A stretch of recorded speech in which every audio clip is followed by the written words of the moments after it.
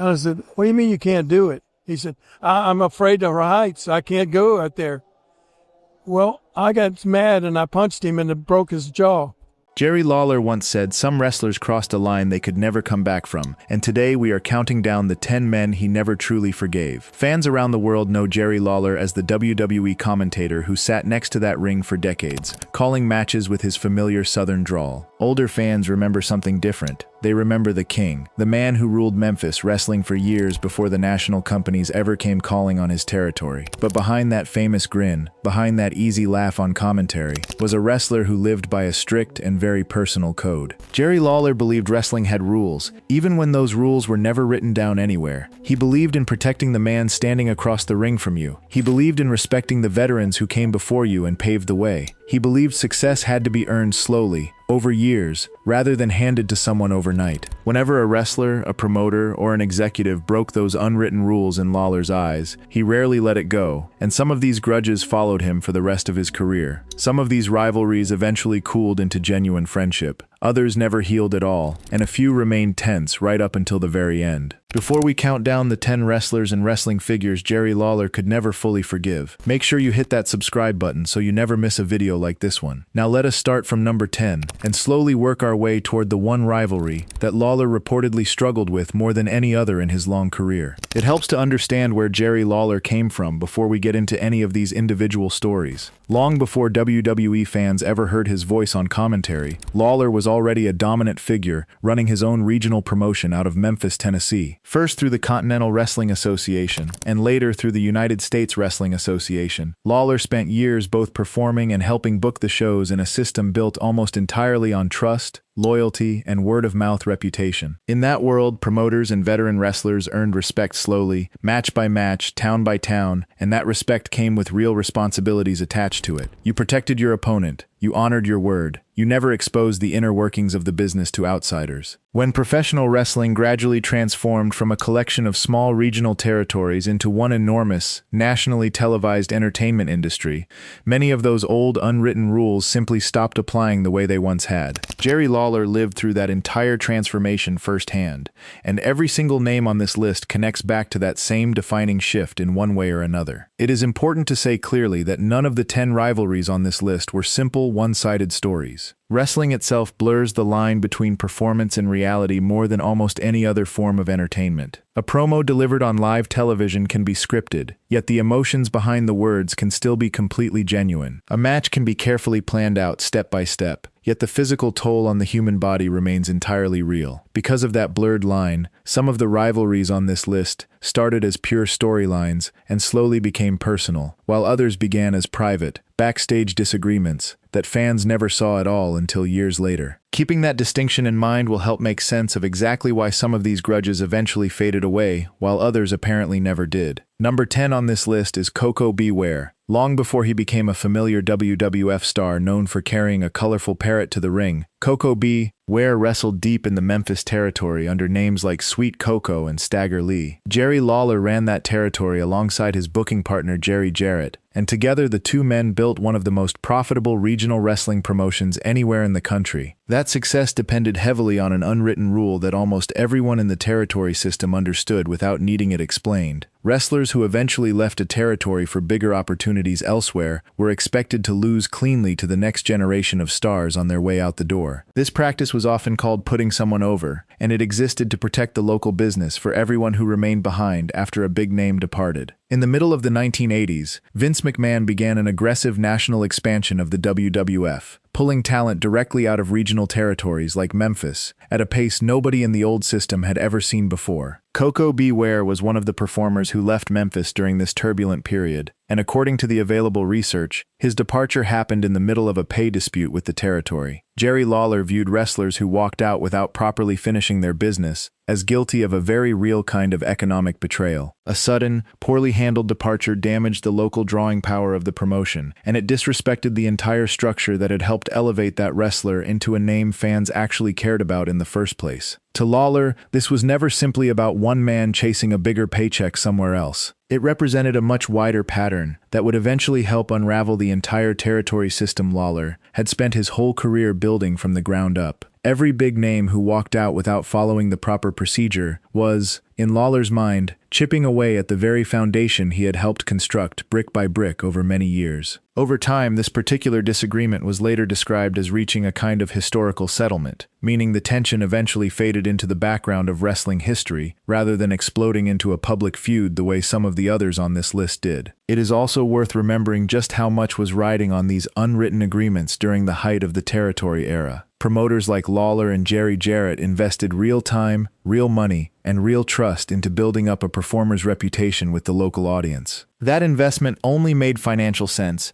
if the performer eventually honored the relationship by helping elevate the next star before moving on. When a wrestler skipped that final step, it was not just an inconvenience, it represented a broken promise inside a business that ran almost entirely on personal word and reputation rather than signed paperwork. Still, this remains one of the clearest examples of how personal loyalty, business protocol, and old-fashioned respect shaped exactly who Jerry Lawler chose to respect throughout his long career in professional wrestling. It is easy for modern fans, used to national contracts and guaranteed television deals, to forget just how fragile a regional territory really was. A single departing star, especially one leaving on bad terms, could shrink live gates almost overnight, and Lawler had watched that exact scenario play out more than once, as national expansion accelerated through the 1980s. That direct, personal experience of watching a business he helped build absorb real financial damage is part of why this particular story stayed with him. It also helps explain why Lawler placed such enormous value on wrestlers who did things the right way on their way out of a territory, since he had personally witnessed how much damage the opposite choice could cause to the people left behind. It is a small story compared to some of the others on this list, but it sets the tone perfectly for everything that follows, showing right from the start that Jerry Lawler's grudges were never about ego, they were about principle. Number 9 is Jim Cornette, and this particular rivalry is unusual, because both men actually agree on almost everything else when it comes to the wrestling business itself. Cornette and Lawler are widely seen as two of the most passionate defenders of old-school wrestling psychology working anywhere in the industry. Both men value long-term storytelling above quick shock value. Both men believe firmly in protecting your opponent inside the ring. Both men deeply respect the history of the territories that quietly built professional wrestling long before it became a global entertainment product. Yet despite sharing almost the exact same wrestling philosophy on paper, their real-life relationship has been marked by serious and repeated fallouts over many years. Their friction reportedly began during booking disagreements in the final years of the USWA, the territory Lawler ran in Memphis, after the earlier CWA promotion folded into it. Cornette, known throughout the industry for his strict belief in logical, carefully sequenced booking, was openly critical of what he saw as Lawler's habit of stretching certain feuds out far longer than they needed to run, purely to sell a few extra tickets in the short term rather than protecting the long-term story. Lawler, on the other hand, reportedly viewed Cornette as overly rigid, someone unwilling to bend his own rules even in moments where flexibility might have made more sense for the territory. Their disagreements were never only about booking philosophy either. The two men have also clashed publicly over who truly deserves credit for certain landmark moments in Memphis wrestling history, and over their differing opinions about commentary style and in-ring psychology more broadly. Because both men are famously outspoken, and both are extremely confident in their own version of events, these disagreements reportedly led to long periods where the two legendary Southern wrestling minds simply refused to speak to one another at all. Both men went on to become respected historians of the sport in their own right, frequently discussing Memphis wrestling history in interviews and shoot-style documentaries. Yet even in those very interviews, small disagreements over dates, credit, and specific decisions have continued to surface, a small but telling sign that the underlying tension between these two traditionalists never fully disappeared, even decades after the original booking disputes had ended. Perhaps that is simply what happens when two proud, opinionated men spend their entire lives defending the same history from two slightly different angles, each one certain that his own memory of events is the more accurate one. Wrestling history, after all, is rarely written down in one agreed-upon version, and when two of its fiercest guardians cannot even agree with each other, it says something honest about how messy that history really is behind the scenes. Number 8 is Shawn Michaels, though it is worth saying clearly right away that Lawler and Michaels eventually repaired their relationship completely years later in life. During the mid to late 1990s, however, Lawler reportedly held real and lasting frustration toward Michaels. At the time, Michaels was a central member of an influential backstage group known throughout the business as The Clique, which also included Triple H,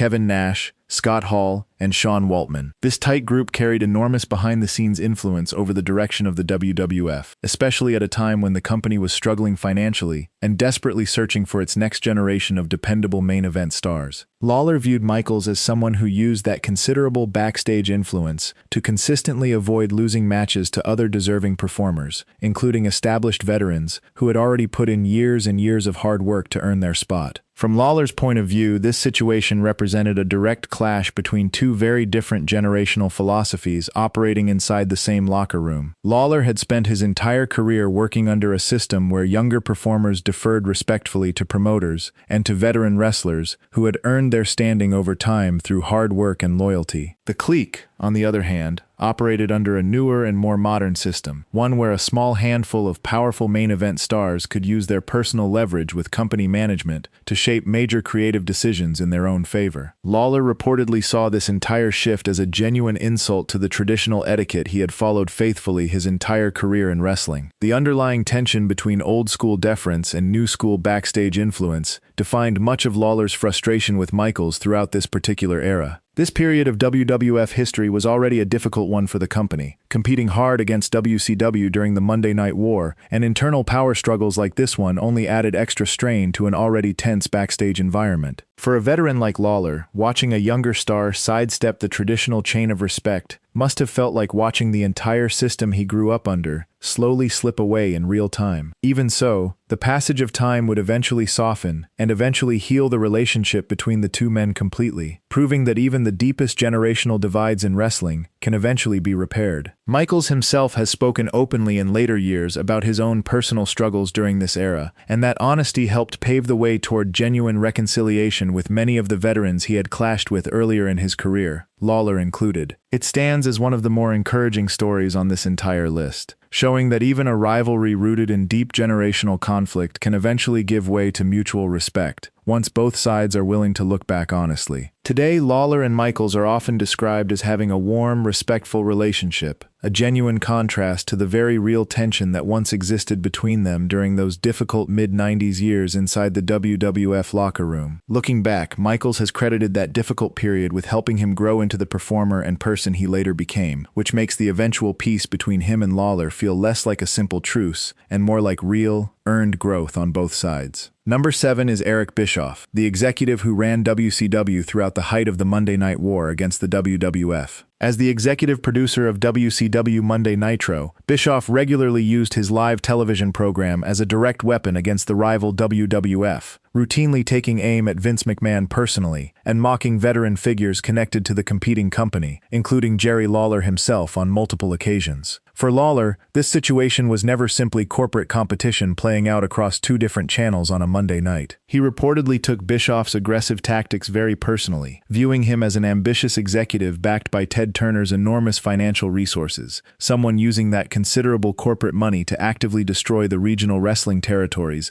that had shaped Lawler's entire career from the very beginning. Lawler believed Bischoff lacked any genuine respect for the previous generations of wrestlers who had sacrificed so much to build the industry up from absolutely nothing. In Lawler's eyes, Bischoff represented pure corporate ambition without any real, lived connection to the actual roots of the wrestling business itself. Despite all of this genuine tension, the story does eventually turn toward a kind of professional resolution. When Bischoff joined WWE in 2002, the two men found a workable way to coexist professionally within the very same company, sharing programming and occasionally even appearing together. Still, the underlying resentment rooted so deeply in the territory wars of the 1990s remained a defining chapter in exactly how Lawler viewed the corporate, big business side of professional wrestling for the rest of his career. In many ways, Bischoff symbolized a much bigger shift happening across the entire industry during that decade. Regional promotions that had operated for generations on handshake deals and local loyalty were being replaced by national television deals and enormous corporate budgets. Lawler had lived through the old system his entire life, and watching a rival executive use pure financial muscle to try and bury the WWF, and by extension everything Lawler represented, left a mark that lingered long after the Monday Night War itself had ended. It is worth noting that this rivalry ultimately falls into the category of professional reconciliation rather than lasting bitterness, largely because both men eventually needed to work inside the same company once WWE purchased WCW in 2001. Necessity, in this case, helped smooth over a rivalry that had once felt deeply personal, showing how business realities in wrestling can sometimes force old rivals into an uneasy and eventually genuine peace. Looking back, Lawler has occasionally spoken about the Monday Night War era with a mixture of competitive pride and lingering frustration, a sign that even a professionally resolved rivalry can leave behind feelings that never entirely disappear. Competitive rivalries of that scale rarely vanish completely, even once the two men involved are technically on the same side, and the Monday Night War left a lasting imprint on almost everyone who lived through it from either side of the divide. Number 6 is Taz, whose real name is Peter Senerchia,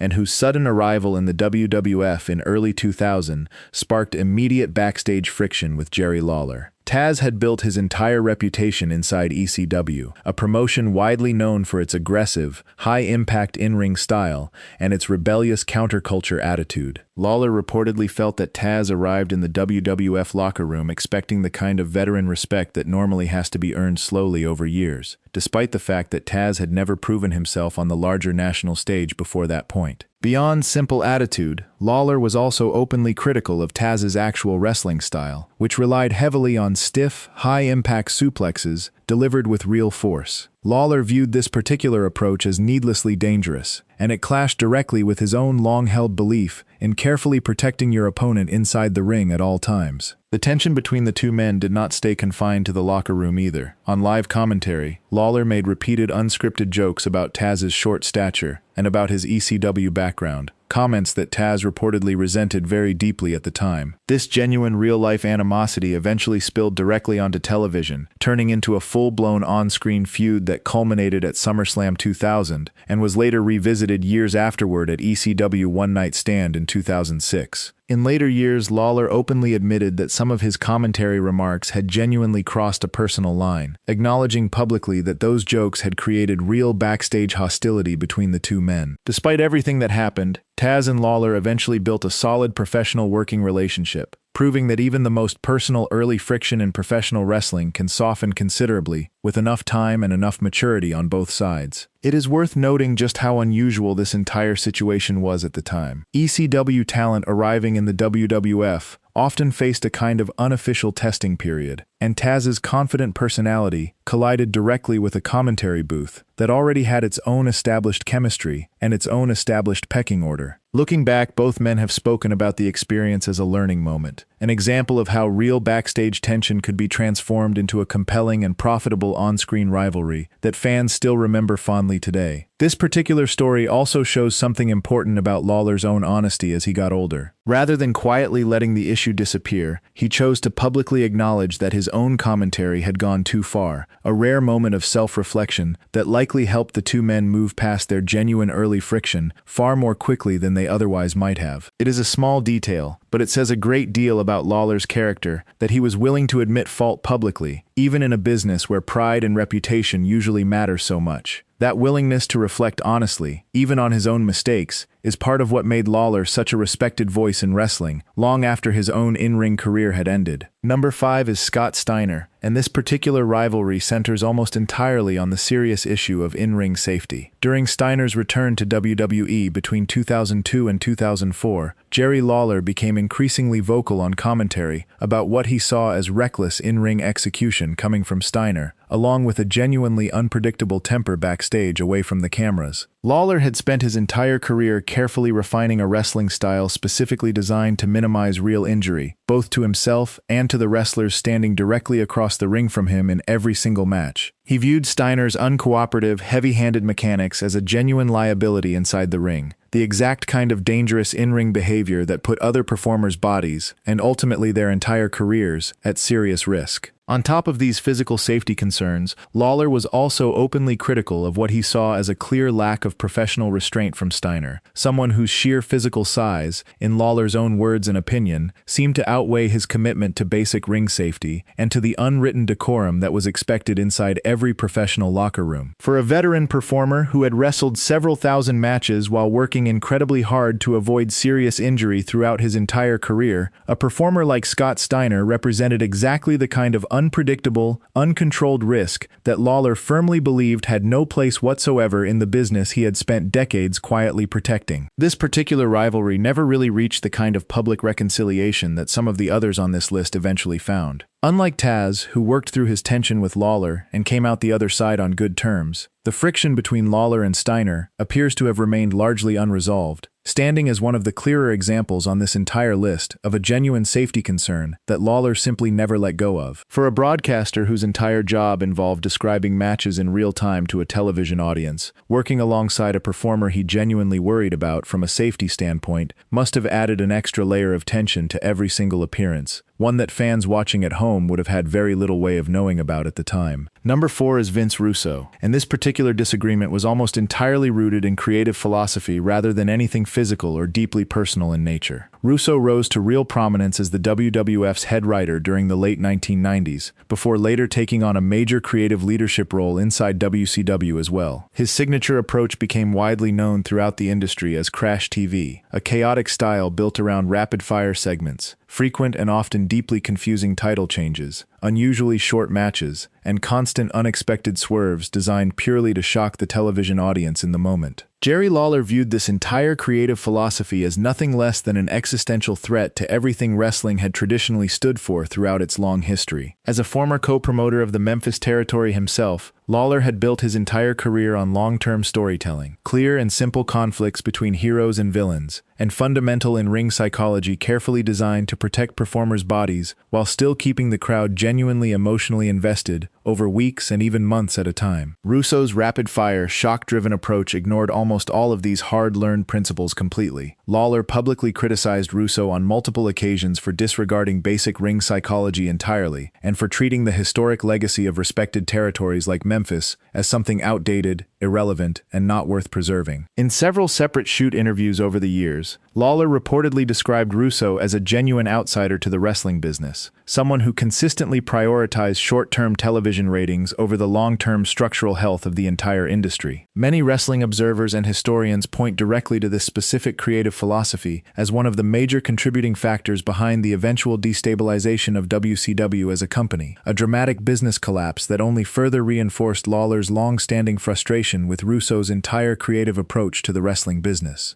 Lawler's frustration was never really about the ratings themselves. It was about the long-term cost he believed that style carried, a cost he felt the wrestling business, and especially the old territories like his own beloved Memphis, would end up paying for years afterward. Whether or not history has fully proven Lawler right, his frustration with Russo remains one of the clearest examples on this list of a purely philosophical rivalry, built entirely on two very different visions of what professional wrestling should be. It also stands as a useful reminder that not every rivalry in wrestling needs a dramatic incident or a physical altercation to feel genuine. Sometimes two people can simply want completely different things from the same industry, and that alone is enough to create a lasting professional rift that never really gets resolved. Number 3 is the Ultimate Warrior, born Jim Hellwig, and Lawler's ongoing frustration with him centers directly on the gap between raw talent and pure image. Alongside veteran contemporaries like Greg Valentine and Charles Wright, who wrestled for years as the Godfather, Lawler reportedly viewed the Warrior as a genuinely unsafe in-ring worker, someone who was pushed all the way to the very top of the industry, largely because of his intimidating physique and his explosive entrance, rather than because of any real technical skill developed carefully inside the ring itself. Lawler frequently recounted in later interviews that working alongside, or even simply commentating on, matches involving the Warrior was a genuinely difficult and frustrating experience. According to the available research, Hellwig consistently refused to properly protect the wrestlers standing across from him, almost never sold his opponent's offense in a believable or convincing way, and showed very little regard for the deep traditions that Lawler and his entire generation held sacred throughout their careers. For Lawler personally, the Ultimate Warrior came to represent one of the more frustrating aspects of the entire wrestling boom of the 1980s.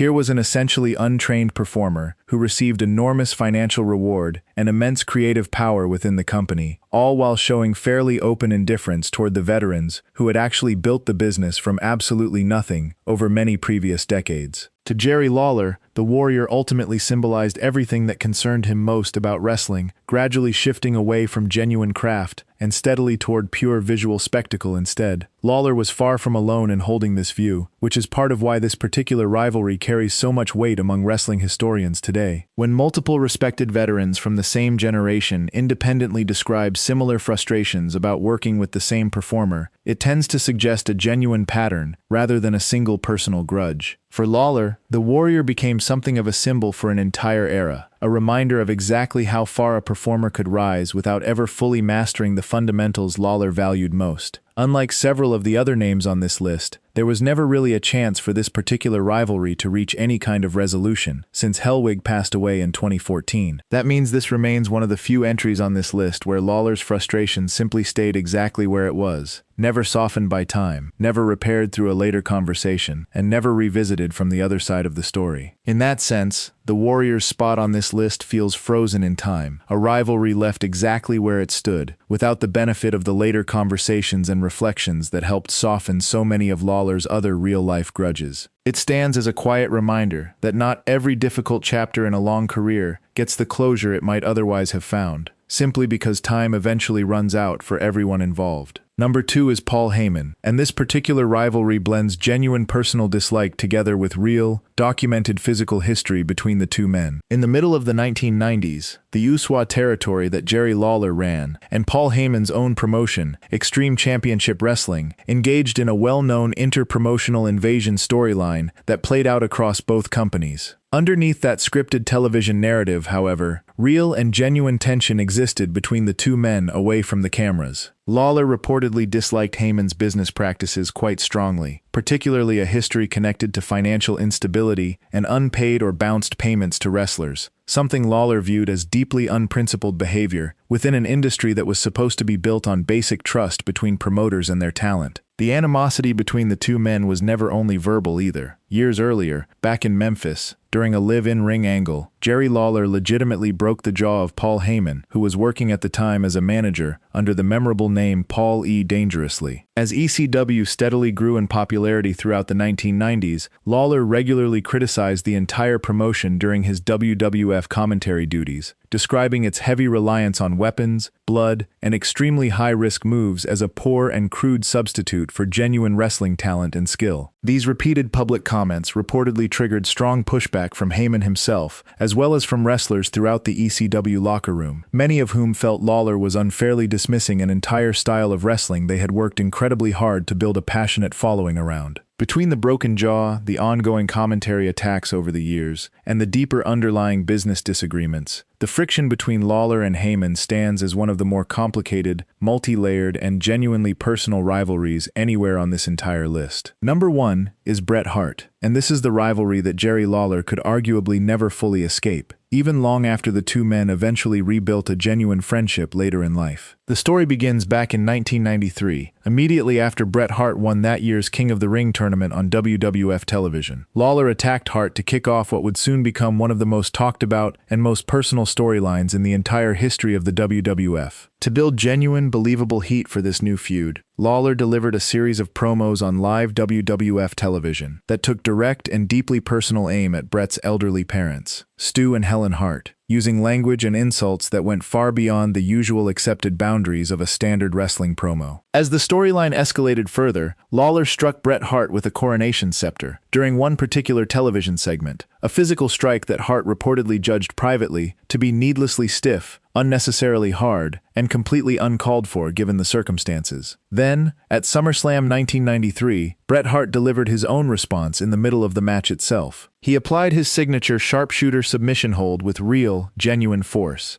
deliberately causing Lawler serious physical pain, and he reportedly refused to release the hold even after the referee had already rung the bell, which eventually forced the official to reverse the entire outcome of the match. This remarkable sequence of events shows exactly how a scripted wrestling storyline can gradually blur into something far more real and far more dangerous, turning simple promo line insults into genuine, painful physical retaliation between two respected performers. The story did not end there either. Following the infamous Montreal Screwjob incident in 1997, Lawler aligned himself firmly and publicly with WWE management, repeatedly mocking Bret Hart on WWE Raw commentary by using the now famous phrase that Bret screwed Bret, a comment that reportedly extended their genuine real-life friction for several more years afterward. Eventually, time did what it always seems to eventually do inside professional wrestling, and Jerry Lawler and Bret Hart slowly found their way toward a genuine and lasting reconciliation. Looking back across this entire list, one very clear pattern emerges from every single story we have covered today. Jerry Lawler's real-life rivalries were rarely ever about random, meaningless personal dislike. Each and every one of them connected directly back to a core principle Jerry Lawler held closely throughout his entire 6-decade career in professional wrestling: respect for the people who came before you and paved the way. Genuine loyalty to the territory and to the promoters, who quietly built your entire career from nothing. Real safety for the performer standing directly across the ring from you in every single match. Honest, patient storytelling built carefully on ring psychology rather than cheap shock value, designed purely for a quick reaction. Jerry Lawler did not necessarily hate every single man featured on this list as a person. Instead, he hated what he genuinely believed each of them represented at a very specific moment in wrestling history. Some of these relationships, like the ones he eventually shared with Bret Hart and with Shawn Michaels, healed completely over time, turning old bitterness into genuine mutual respect and even friendship. Others, like his lasting frustration with Scott Steiner or with Vince Russo, remained largely unresolved for the rest of his long career in the business. Fans today generally remember Jerry Lawler as the beloved WWE commentator, as the true Memphis legend, or simply as the king of professional wrestling. But quietly sitting behind that famous crown was a proud wrestler who believed deeply in an unwritten code, and who rarely, if ever, forgave the men he genuinely believed had broken it along the way. Championships always eventually fade, and every career eventually comes to an end. But in Jerry Lawler's world, respect was something that always had to be earned through years of hard work and loyalty, and once someone lost that respect in his eyes, they rarely ever managed to fully get it back again. That, in the end, is the real, lasting lesson behind this entire countdown list of grudges. It is also worth remembering that holding a grudge, in Lawler's case, rarely meant refusing to work alongside someone professionally. Several of the men on this list, including Eric Bischoff and Paul Heyman, eventually found themselves sharing programming or working relationships with Lawler, despite the lingering tension between them. That distinction matters. Jerry Lawler was, above almost everything else, a professional who understood that the business had to keep moving forward, even when his personal feelings toward a specific individual had not fully changed. In that sense, his grudges were less about refusing to move on, and more about simply never pretending the underlying issue had disappeared. Whether the rivalry belonged to the world of creative philosophy, personal safety, locker room politics, or genuine family insults, Jerry Lawler treated each one honestly, refusing to smooth over real history simply to make a tidy, uncomplicated story. That honesty, in the end, may be exactly why fans still find themselves drawn to these stories decades later, long after most of the men involved have stepped away from the ring for good.